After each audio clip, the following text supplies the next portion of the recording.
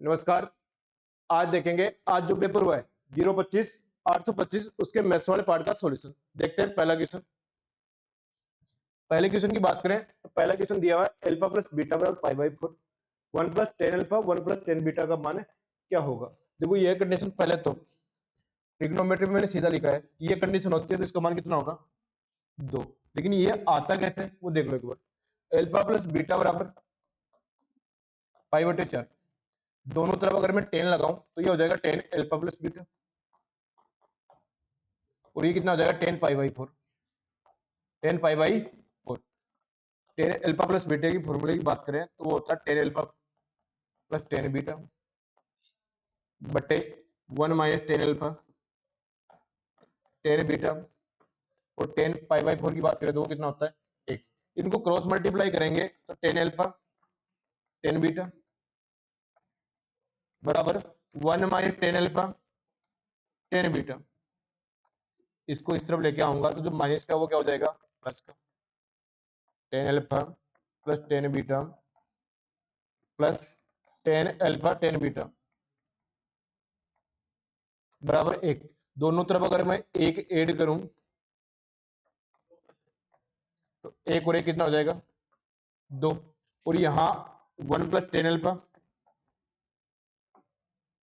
Plus 10 beta common ले लो तो यहाँ क्या बचेगा 1 प्लस 10 अल्फा बराबर 2। अब इनमें से भी अगर मैं 1 प्लस 10 अल्फा कॉमन लेता हूं तो यहां तो बच गया 1, और यहां क्या बच गया 10 बीटा, और इसका मान कितना आ गया 2। तो क्वेश्चन में यही तो पूछा था, और एग्जाम में इसको सोल्व नहीं करना है, ये कंडीशन आपको याद रखनी है। अल्फा प्लस बीटा बराबर पाई बाई 4 हो तो 1 प्लस 10 अल्फा 1 प्लस 10 बीटा, इसका मान कितना होता है 2। देखते हैं next question, question number 52। Question number 52 की बात करें 59535 को पूर्ण वर्ग बनाने के लिए गुणा की जाने वाली छोटी सी छोटी पूर्ण संख्या अक्स है, तो अक्स के अंकों का योग क्या होगा। तो 59535 इसके फैक्टर्स की बात करूं तो पहले 5 का भाग जा रहा है, 5 से अगर मैं गुणा करूं भाग दूंगा तो 59 में 11 बार, 45 में 9 बार, 35 में 0 7। अब देखो इसमें 9 का भाग भी जा रहा है, 9 और 1 10 और 11 7 18। अगर मैं 9 का भाग देता हूं तो यहाँ एक बार, 29 में 3 बार, 20 में 2 बार और 27 में 3 बार, 1323। अब इसके और फैक्टर हो रहे हैं, 5 इंटू 9 इंटू 1323, 441 का 3 गुना दिख रहा है। देखो ये 9 और 441 यहाँ पूर्ण वर्ग है तो इनको हटा दो। अब इसको पूर्ण वर्ग बढ़ाने के लिए 5 1 है और 3 1 है, तो 5 भी चाहिए और एक क्या चाहिए 3 चाहिए, तो 5 इंटू 3 कौन सी संख्या चाहिए 15 चाहिए, और इसके अंकों के योग की बात करें तो आंसर कितना आ जाएगा 6। कौन सा ऑप्शन है बी ऑप्शन। ये था क्वेश्चन नंबर 52। देखते हैं next question, question number 53। Question number 53 की बात करें तो दिया हुआ है क्रमशः 3 किलोमीटर पर आवर और 5 किलोमीटर पर आवर की गति से एक ही दिशा में चलते हुए दो व्यक्तियों को एक ट्रेन क्रमशः 10 सेकंड और 11 सेकंड में पार करती, तो ट्रेन की गति क्या होगी। तो यहाँ डिस्टेंस जो काउंट होगी वो ट्रेन की लंबाई काउंट होगी। जब समान दूरी होती है, समान दूरी के लिए जो उनका समय का अनुपात होता है तो दिया हुआ है 10 सेकंड और 11 सेकंड, उसका उल्टा स्पीड का अनुपात होता है 11 और 10। और देखो यहाँ स्पीड होगी क्या, एक ही दिशा में जा रहे हैं तो पहली कंडीशन में स्पीड होगी माइनस एस माइनस 3, और दूसरी कंडीशन में भी स्पीड माइनस होगी एस माइनस 5। इन दोनों का अनुपात क्या रहेगा 11 और 10, 11 और 10। इनको देखो क्रॉस मल्टीप्लाई करेंगे 10s माइनस 11s कितना बचेगा s, 10 या 30, 11 5 55, दोनों का डिफरेंस ले तो कितना जाएगा 25, s बराबर 25 किलोमीटर पर आवर। कौन सा ऑप्शन है सी ऑप्शन। ये था क्वेश्चन नंबर 53। देखते हैं next question, question number 54। Question number 54 की बात करें तो यदि किसी आयताकार समांतर षटफलक में शीर्ष कोर और फलकों की संख्या को क्रमशः v, e और f से दर्शाया गया है तो v minus e plus f का मान क्या होगा। देखो आपको अगर याद होगा तो 3D जब मैंने शुरू करवाई थी उसमें सबसे पहले एक फॉर्मूला लिखवाया था यूलर्स फॉर्मूला, और वो यही फॉर्मूला था v minus e plus f बराबर 2 होता है किसी भी 3D आकृति के लिए, और v यहाँ क्या है वर्टेक्स शीर्ष है, ई यहाँ क्या है, एज है, किनारे हैं, और एफ यहाँ क्या है, फेस फ्लैग है। ये तो आप फॉर्मूला जब याद है तो आंसर कितना आ जाएगा, 2। अगर आपको फॉर्मूला याद नहीं है तो उस आयताकार समांतर षटफलक घनाभ होता है, वर्टेक्स होते हैं उसमें 8, एज होते हैं उसमें 12, और फेस फ्लैग की बात करें तो वो होते हैं उसमें 6। यहां मान रखो 8 माइनस 12 प्लस 6, 8 और 6 कितना हो जाएगा 14, 14 माइनस 12 कितना आ जाएगा 2। कौन सा ऑप्शन लिखा हुआ है, बी ऑप्शन। ये था क्वेश्चन नंबर। देखते हैं क्वेश्चन नंबर 55। यदि त्रिभुज एबीसी में बीई और सीएफ दो माध्यिकाएं एक दूसरे के लंबवत हो, और यदि AB बराबर 19 सेंटीमीटर और AC बराबर 22 सेंटीमीटर हो, तो BC की लंबाई। देखो ज्योमेट्री में सीधा कॉन्सेप्ट आपको लिखवाया था कि ट्राइंगल एबीसी में दो माध्यिकाएं बीई और सीएफ एक दूसरे के लंबवत यानी 90 डिग्री भी काटे, तो उसकी तीनों साइड के बीच में रिलेशन होता है AB square plus AC square बराबर होता है 5 गुना BC का स्क्वायर। यहाँ AB AC का मान अपने को दिया हुआ है, AB का स्क्वायर 19 का स्क्वायर 361, AC का स्क्वायर 484 बराबर 5 गुना BC स्क्वायर। इसको अगर मैं ऐड करूंगा तो 845, 5 से काटा कितनी बार गया 169, BC स्क्वायर बराबर 169 है, तो BC बराबर कितना हो जाएगा 13 सेंटीमीटर, 13 सेंटीमीटर। ये था क्वेश्चन नंबर 55 और आंसर क्या आ गया, सी ऑप्शन। देखते हैं नेक्स्ट क्वेश्चन नंबर 56 की बात करें। पीआर वर्त के बिंदु Q पर एक स्पर्श रेखा है जिसका केंद्र O है, त्रिज्या 4 सेंटीमीटर है, कोण POR बराबर 90 डिग्री, OR बराबर 5 सेंटीमीटर, OP बराबर 20/3 सेंटीमीटर। तो पीआर की लंबाई क्या होगी, पहले डायग्राम बनाओ। डायग्राम यहां बनाते हैं, ये पीआर, ठीक है, और ये स्पर्श कहां करती है, Q पर। यहां ये वर्त का केंद्र है, OP का मान दे रखा है, OP का मान कितना दे रखा है 20/3, OP बराबर दे रखा है 20/3 सेंटीमीटर। OR इसका मान दे रखा है 5 सेंटीमीटर, OR दे रखा है 5 सेंटीमीटर, और ये दे रखा है 90 डिग्री। देखो यहाँ PR की वैल्यू पूछी है तो 90 के सामने क्या होगा, हाइपोटेनस कर्ण होगा, तो कर्ण का स्क्वायर PR स्क्वायर बराबर क्या होगा, बेस का square OP square plus OR का स्क्वायर परपेंडिकुलर का स्क्वायर। यहाँ बात करें तो 20/3 का स्क्वायर 400/9 और 5 का स्क्वायर 25। इसको सोल्व करेंगे, 25 9 225, 400 और 225 625/9, ये स्क्वायर वैल्यू है। केवल पीआर की वैल्यू चाहिए तो 625 का रूट 25 और 9 का रूट 3, 25/3 सेंटीमीटर। कौन सा ऑप्शन है, डी ऑप्शन। ये था क्वेश्चन नंबर 56। देखते हैं next question, question number 57। Question number 57 की बात करें तो डीआई यहां नहीं दी हुई है, अगले पेज में दी हुई। देखो यहां वर्ष 1998 में ए प्रकार के कर्मचारियों की संख्या वर्ष 1997 में नीचे दिए गए जोड़ों में लगभग किसके बराबर है। देखो यहां 48,640 का 22% है। अब ये पूछा है कि 48,640 का 42,980 के 42,980 के कितने प्रतिशत के बराबर है। देखो यहां पूरा सोल्व करने के बजाय, देखो ये बड़ी संख्या ये छोटी संख्या है, तो यहाँ परसेंटेज वैल्यू छोटी है, बड़ी है, तो यहाँ परसेंटेज वैल्यू 22 से बड़ी होगी।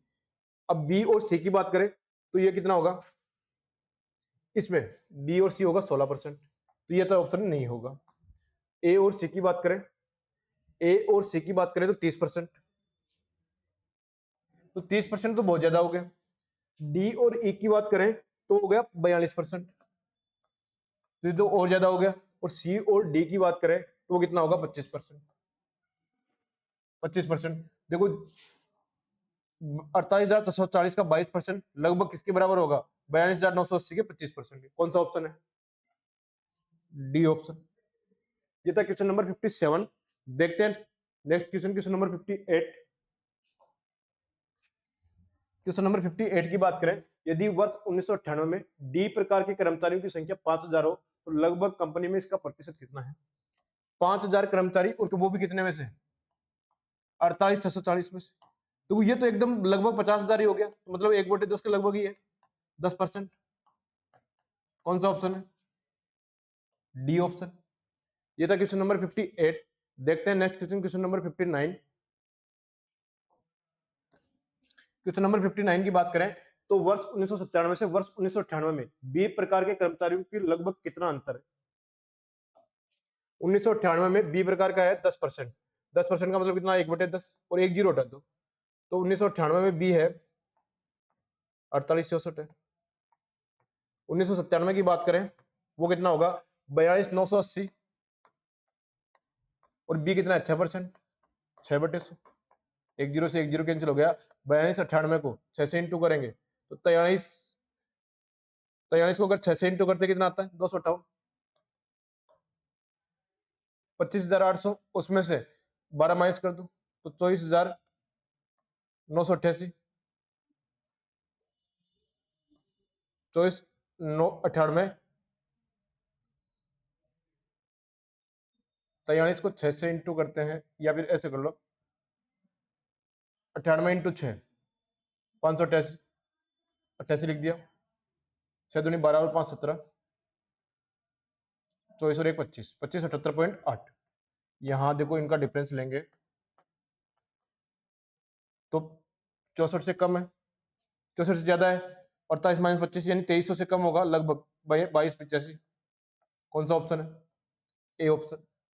ये था क्वेश्चन नंबर 59। देखते हैं next question, question number 60। Question number 60 की बात करें, एक प्रकार की एक बकरी एक दिन में 5 लीटर दूध देती है और दूसरी प्रकार की एक दिन में 6 लीटर, यानी टोटल एक दिन में जो दूध इकट्ठा होता है वो कितना होता है, 11 लीटर। तो इसमें दोनों बकरियां शामिल है 11 लीटर में। यदि दोनों प्रकार की बकरियों की संख्या समान है, एक दिन में 125 लीटर दूध प्राप्त करने के लिए प्रत्येक प्रकार की कितनी बकरियां आवश्यक है? देखो 10 होगी तो 11 इंटू 10, दूध अपने को प्राप्त होगा 110 लीटर, लेकिन प्राप्त कितना करना है, 125 लीटर, तो ये तो ऑप्शन नहीं होगा। यहाँ 11 होगी तो 11 इंटू 11, 121 लीटर प्राप्त होगा, अपने को 125 लीटर मिनिमम चाहिए। ठीक है, यहाँ 12 लेते हैं तो 11 इंटू 12, 132 लीटर। देखो 125 से ज्यादा है, इसका मतलब 125 लीटर दूध तो प्राप्त हुआ है, 132 लीटर, तो कौन कितनी बकरियां हैं, बी ऑप्शन, 12 बकरियां। ये था क्वेश्चन नंबर 60। देखते हैं नेक्स्ट क्वेश्चन, क्वेश्चन नंबर 61, 61। एक बेलनाकार टंकी का व्यास 7 मीटर है जिसमें 4 मीटर की ऊंचाई तक पानी है, तो टंकी के भीगे हुए भाग का कुल पृष्ठीय क्षेत्रफल। देखो मान लो ये टंकी है,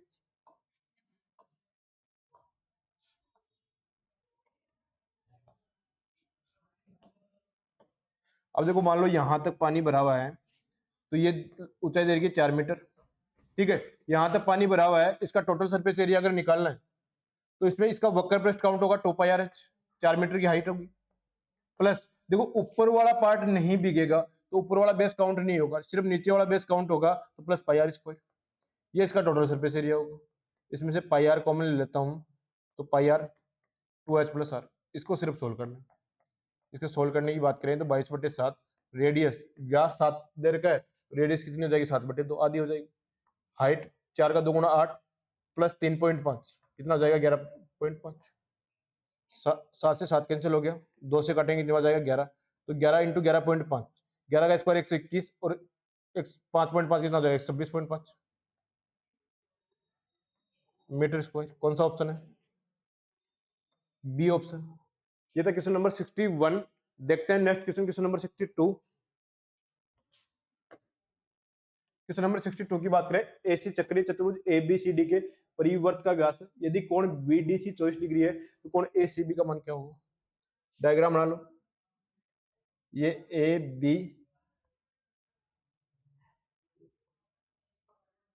बी सी और डी, एसी चक्रीय चतुर्भुज का व्यास है। ठीक है, कोण बीडीसी ये 24 डिग्री देकर। अब यहां बात करें बीडीसी 24 है तो बीसी चाप द्वारा ये भी कितना होगा, 24 डिग्री होगा, क्योंकि एक ही चाप द्वारा परिधि पे बने कोण क्या होते हैं, सेम होते हैं। ये 24 है तो ये कितना होगा, 66, क्यों कि व्यास के द्वारा परिधि पे 66 बड़ा, टोटल कोण कितना होता है, 90 डिग्री होता है, 90 डिग्री होता है, इसमें 24 ये था, ये 66 हो गया। अब ए बी चाप द्वारा ये कोण 66 है तो ए बी चाप द्वारा ये कोण भी कितना होगा, 66, क्योंकि सेम चाप द्वारा परिधि पे बने कोण क्या होते हैं, सेम होते हैं। तो यहाँ कौन ए सी बी की बात कर रहा है, तो वो आंसर कितना आ जाएगा 66, डी ऑप्शन। ये था क्वेश्चन नंबर 66। 62 देखते हैं next question, question number 63। A plus B plus C बराबर 6, A square plus B square plus C square बराबर 26, तो A B plus B C plus C का मान क्या होगा? एकदम इजी क्वेश्चन। इसका स्क्वायर करो, A square plus B square plus C square plus 2ab plus B C plus C, ये होता है A plus B plus C का स्क्वायर बराबर हो गया 6 का स्क्वायर 36। यहाँ इसका मान दे देगा 26, ये इस तरफ जाएगा तो माइनस हो जाएगा 10 हो जाएगा। ये 2 गुना A B plus B C plus C का मान 10 है, तो इसका 2 का भाग दे देंगे तो कितना आ जाएगा 5। कौन सा ऑप्शन है? D option. ये था क्वेश्चन नंबर 63। देखते हैं next question, question number 64। Question number 64 की बात करें तो दिया हुआ tan a बराबर 1 माइनस cos b बटे sin b, तो 2 tan a 1 minus tan square बराबर क्या होगा? देखो बेसिक से सोल्व करने की बजाय इसकी दोनों साइड बराबर कर लो। दोनों साइड बराबर करने के लिए यहाँ a tan a इसको 1 बनाऊं तो a बराबर कितना रखूंगा 45, a बराबर 45 डिग्री रखूंगा तो ये तो हो जाएगा 1। यहाँ इस तरफ भी 1 रखने के लिए इसको 1 रखूंगा तो ये तो 0 होना चाहिए, और ये कितना होना चाहिए 1। cos 0 होता है 90 पे और sin b 1 होता है वो 90 पे, तो b का मान कितना डिसाइड हो गया 90 डिग्री। तो देखो यहां से एक चीज दिख रही है कि b क्या है a का 2 गुना है, b क्या है a का 2 गुना, यानी जहां भी 2a लिखा हुआ होगा वहां क्या लिख दो b। यहाँ जो क्वेश्चन में पूछा है वो पूछा है 2 tan a 1 minus tan square है, ये tan 2a की वैल्यू है। किसकी वैल्यू है? tan 2a की। अब 2a की जगह क्या लिख दूं? देखो यहाँ लिखा हुआ ना 2a बराबर b, तो tan b। कौन सा ऑप्शन है? C option. ये था क्वेश्चन नंबर 64। देखते हैं next question, question number 65। Question number 65 की बात करें तो सिंप्लीफिकेशन क्वेश्चन है 1/1 plus root 2 plus root 3 plus 1 minus root 2 plus root 3। देखो यहाँ एक चीज गौर करोगे तो देखो रूट 2 का साइन चेंज हो रहा है माइनस रूट 2, तो इसको इस तरह से लिख लो 1/1 plus root 3 plus root 2, 1/1 plus root 3 minus root 2। ठीक है, अब यहाँ देखो इस पार्ट को तो मैं मान लू a बराबर 1 प्लस रूट 3 और दूसरे पार्ट को मान लो b रूट 2। अब ऐसे क्वेश्चन को सोल्व कैसे करते हैं? संयुग्मीकरण करते हैं। यहाँ a प्लस बी लिखा हुआ है 1 प्लस रूट 3 प्लस रूट 2, तो a माइनस बी से इंटू करेंगे 1/1 प्लस रूट 3 माइनस रूट 2 से। अब ये नीचे इंटू किया तो ऊपर भी कर दो 1 प्लस रूट 3 माइनस रूट 2, ये पहले को सोल्व कर लिया। ऐसे ही नीचे माइनस है 1 प्लस रूट 3 माइनस रूट 2, तो इसकी विपरीत साइन रूट 2 का विपरीत साइन क्या होगा? Plus root 2, 1 plus root 3 plus root 2, तो ये भी ऊपर इंटू करना पड़ेगा 1 प्लस रूट 3 प्लस रूट 2। देखो यहाँ एलसीएम दोनों का सेम है, यानी एक को सोल्व कर लेंगे दोनों का हो जाएगा। 1 प्लस रूट 3 प्लस रूट 2 की बात करें तो a plus B A minus B, A plus B A minus B क्या हो जाएगा? A square minus B square. यहाँ a का मान कितना है? 1 प्लस रूट 3 का स्क्वायर करेंगे तो 4 प्लस 2 रूट 3 माइनस रूट 2 का स्क्वायर करेंगे तो कितना आ जाएगा 2। 4 में से 2 गया कितना है? 2 प्लस 2 रूट 3, 2 कॉमन ले लूंगा तो 1 प्लस रूट 3, तो यानी इन दोनों को मल्टीप्लाई करने के बाद 2 बट्टे 1 प्लस रूट 3, पूरे दोनों में कॉमन ही है, तो एलसीएम आ गया 2 इंटू 1 प्लस रूट 3। इनको ऐड करेंगे तो देखो रूट 2 से रूट 2 कैंसिल हो जाएगा। 1 प्लस रूट 3 कितनी बार है? 2 बार है ऊपर भी, तो सेम संख्या को सेम संख्या से भाग देते हैं तो आंसर कितना आ जाएगा? 1। कौन सा ऑप्शन है? A option. अच्छा क्वेश्चन था, थोड़ा सा ध्यान से देखोगे तो समझ में आ जाएगा। ये था क्वेश्चन नंबर 65। देखते हैं next question, question number 66। Question number 66 की बात करें sec theta plus tan theta बराबर 5, tan थीटा प्लस 1 बटे tan थीटा माइनस 1 का मान क्या होगा? तो यानी इस क्वेश्चन का आंसर देने के लिए किसका मान चाहिए? tan थीटा का मान। sec theta plus tan theta बराबर 5 है, तो ये क्वेश्चन खूब बार रिपीट हुआ है ऐसा कि इसका उल्टा sec theta minus tan theta वो कितना होता है? 1/5 होता है, बताया था क्या? अब tan थीटा की वैल्यू चाहिए तो ऊपर वाले में से नीचे वाला माइनस करूंगा तो ये तो कैंसिल हो जाएगा। tan थीटा में से माइनस tan थीटा माइनस करेंगे तो ये प्लस हो जाएगा 2 tan थीटा, और 5 में से 1/5 को माइनस करेंगे 25 माइनस 1 कितना हो जाएगा? 24/5 हो जाएगा। यहाँ से सोल्व किया तो tan थीटा का मान कितना आ गया? 12/5। अब सिर्फ वहां मान रखना है। अब देखो 12/5 प्लस 1, 12/5 में 1 जोड़ेंगे तो 17/5, और 12/5 में से 1 घटाएंगे तो कितना आ जाएगा? 7/5। 5 से 5 कैंसिल हो गया, कितना आया 17/7। कौन सा ऑप्शन है? D option. ये था क्वेश्चन नंबर 66। देखते हैं next question, question number 67। Question number 67 की बात करें, भाग के एक पर्सन में भाजक भागफल का 4 गुना और शेषफल का 2 गुना है। यदि ए और बी क्रम से भाजक और भाज्य हो तो कौन सा सही है? देखो यहां डिविडेंड की बात करें, हिंदी में क्या बोलते हैं? भाज्य। वो क्या होता है? भाज्य बराबर भागफल इंटू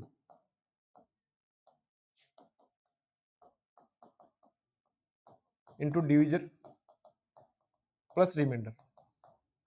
ये होता है इंग्लिश में भागफल इंटू भाजक प्लस शेषफल। अब इनकी वैल्यू चाहिए। अब यहां डिविडेंड दे रखा है बी और दे रखा है भाजक दे रखा है ए, भाजक दे रखा है ए। अब भागफल की वैल्यू चाहिए तो यहां दिया हुआ है, देखो भाजक भागफल का 4 गुना है, भाजक भागफल का 4 गुना है तो भागफल कितना होगा? A/4 होगा। देखो इसका 4 गुना करोगे तो ए आ जाएगा, प्लस शेषफल का 2 गुना तो एक A/2 का 2 गुना। सिर्फ इसको सोल्व करना था। बी बराबर ए कॉमन ले लेता हूं, यहाँ एलसीएम लिया 4 आ गया, 4 आ गया तो देखो यहाँ ए बचा प्लस यहाँ कितना बचा? ए तो कॉमन आ गया था, A+2 बचा। ठीक है, अब यहाँ ए और बी, 4 और बी का स्थान ट्रांसफर कर रहा हूं। 4 बराबर क्या आ जाएगा? ए इंटू A+2 और बट्टे में क्या आ जाएगा? बी। बट्टे में भी क्या आ जाएगा? बी। कौन सा ऑप्शन है? D option. ये था क्वेश्चन नंबर 67। देखते हैं नेक्स्ट क्वेश्चन, क्वेश्चन नंबर 68। 68 दिया हुआ है, हीरे के एक टुकड़े का मूल्य उसके भार के वर्ग के हिसाब से बदलता है।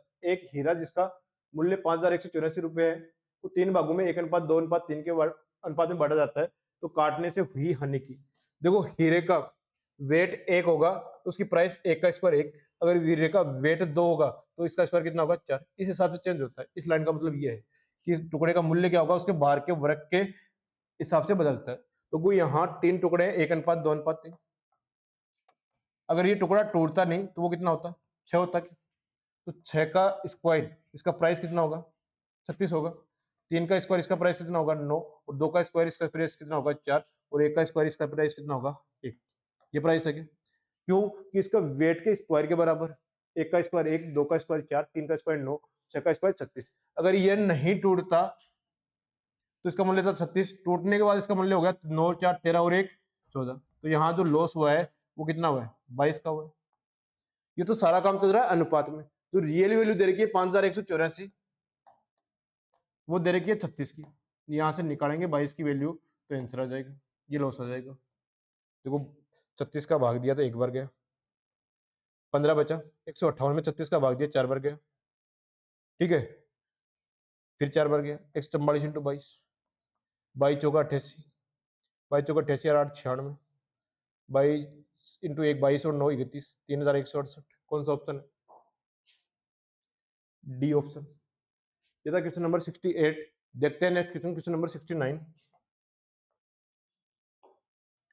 69 दिया हुआ है x क्यूब प्लस 3/x बराबर 4 a cube plus b cube, 3x plus 1/x cube बराबर 4 a cube minus b cube. तो a square minus b square का मान किसके बराबर होगा? जब भी देखो ऐसा क्वेश्चन आए, एलजेब्रा की टर्म दे रखी है, ऑप्शन दे रखे हो अर्थमेटिक में, तो अक्स को तो एक साइड को मान लो 1, अक्स को मैं मान लेता हूँ 1, अक्स को 1 मानता हूं तो यहाँ 4a cube plus b cube बराबर कितना हो जाएगा? देखो ये 1 और 3 कितना हो जाएगा? 4। अक्स का मान मान रहा हूं मैं 1, अक्स का मान 1 मानता हूं तो दूसरी कंडीशन में 4a cube minus b cube, उसका मान भी कितना दे रखा है? 3 और 1 कितना हो जाएगा? 4 हो जाएगा। अक्स का मान 1 रख रहा हूं, 4 से 4 कैंसिल हो गया। देखो a cube plus b cube का मान भी 1 है और a cube minus b cube का मान भी 1 है। देखो b के हिसाब से कोई फर्क नहीं पड़ रहा प्लस माइनस से, और प्लस माइनस से कोई फर्क नहीं पड़ता, इसका मतलब b का मान कितना होता है? 0। अब a क्यूब बराबर 1 है तो 1 का मान कितना हो जाएगा? 1। a बराबर 1, b बराबर 0, a square minus b square, 1 का स्क्वायर 1 माइनस 0, आंसर कितना आ गया? 1। या फिर दूसरा तरीका क्या था? बेसिक से सोल्व करो, और इससे करोगे तो एकदम कम समय में और एकदम सही आंसर बी ऑप्शन आ जाएगा। ये था क्वेश्चन नंबर 69। देखते हैं नेक्स्ट क्वेश्चन, क्वेश्चन नंबर 70।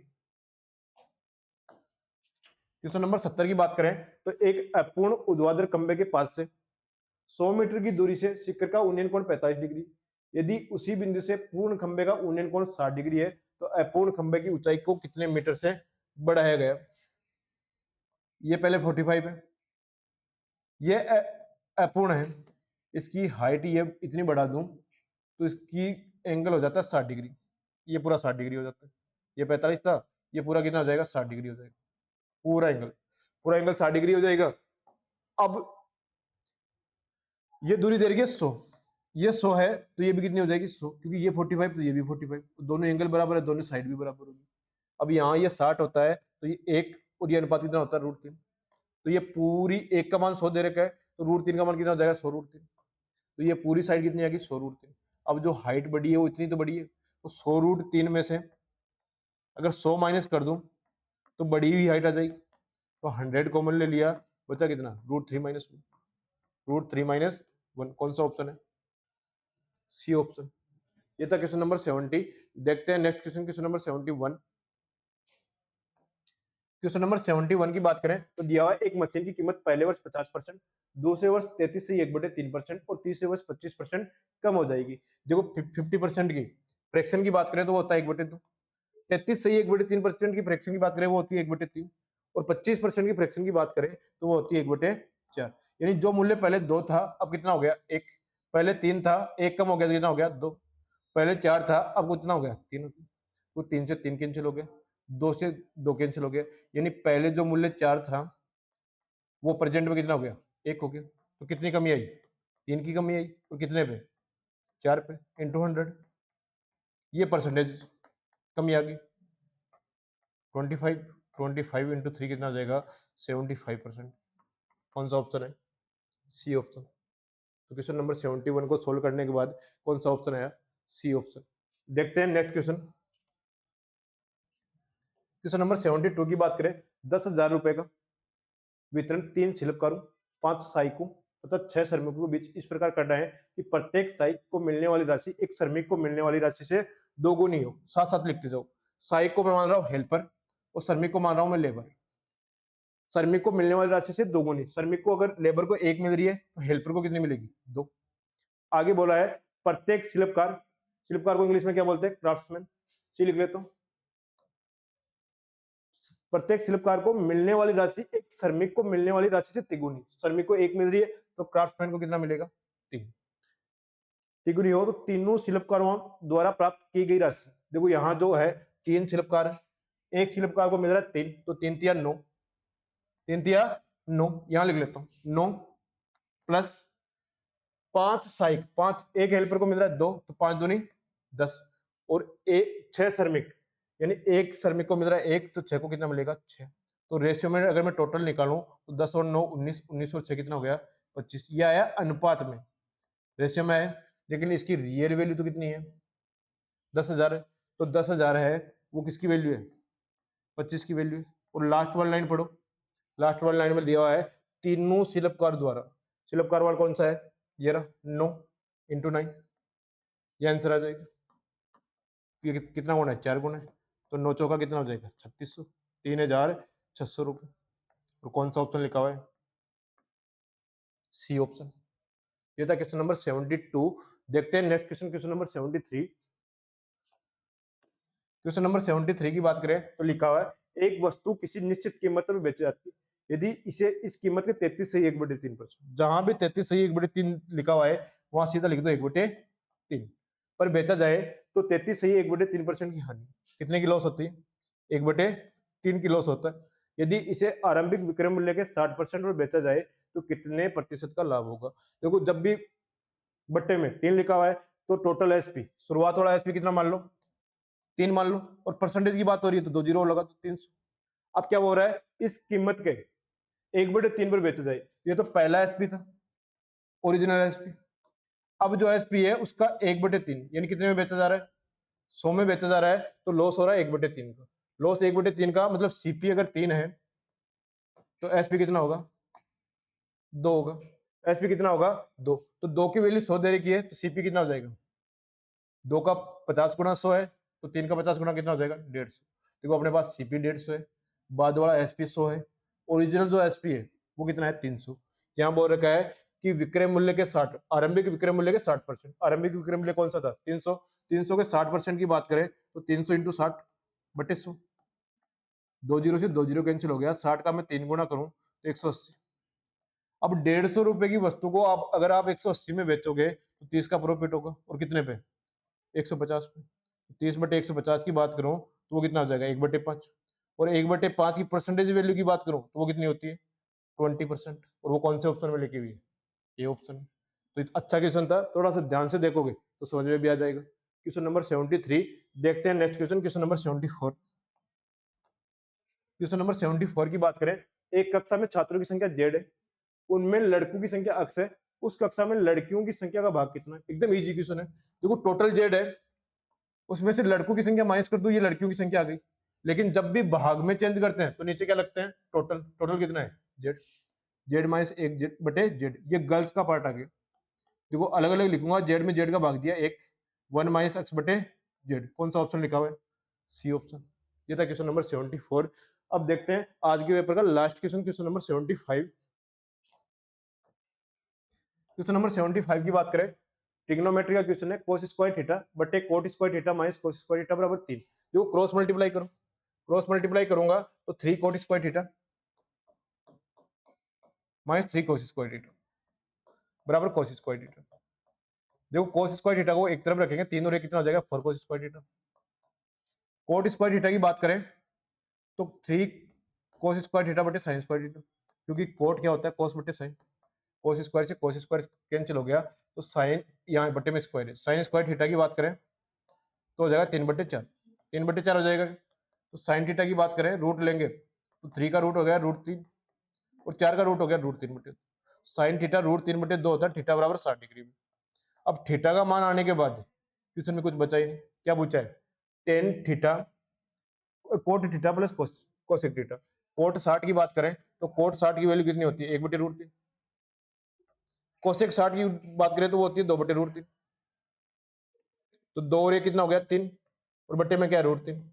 तो 3 में √3 का भाग देते हैं कितना आता है √3, और आंसर क्या आ गया ए ऑप्शन। ये था 025 825 पेपर का सॉल्यूशन। ठीक है आज के लिए इतना ही।